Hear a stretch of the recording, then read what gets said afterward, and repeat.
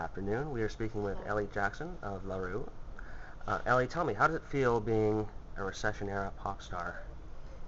I think it's great. I think it's really good fun because, especially now, because everyone's so downtrodden and there's no money and, you know, everyone's poor and worried about their bank balance. I think, the kind of music that we make is music is always great, and in times when people are depressed, like people are never gonna not want music, like.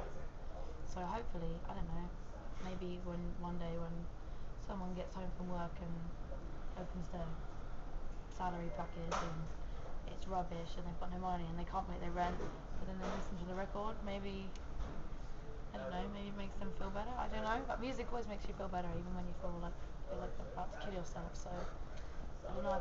I think you're bound to sell. I think maybe you sell more records in a recession because of that, or less. I don't know. What do you think?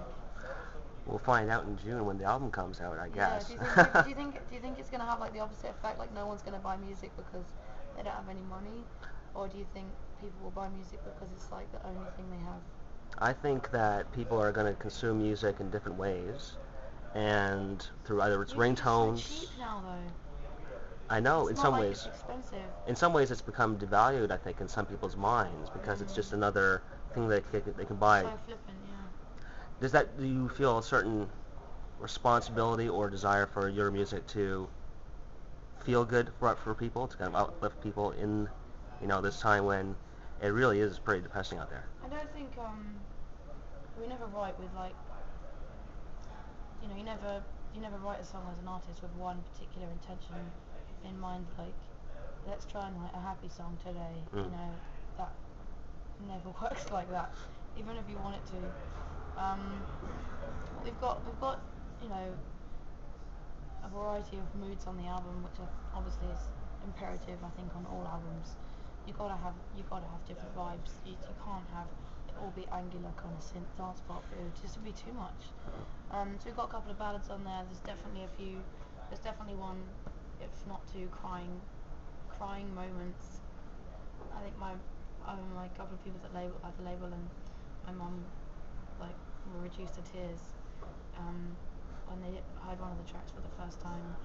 So I don't know. I think that's great. I don't think that's a bad thing. I think that's really good. I think that's it's great to have all types of different emotions on an album, and I think the sign of a great album for me is one you can sit down and listen to quietly by yourself in your room, and one that you can take tunes off it and play at a house party or wherever.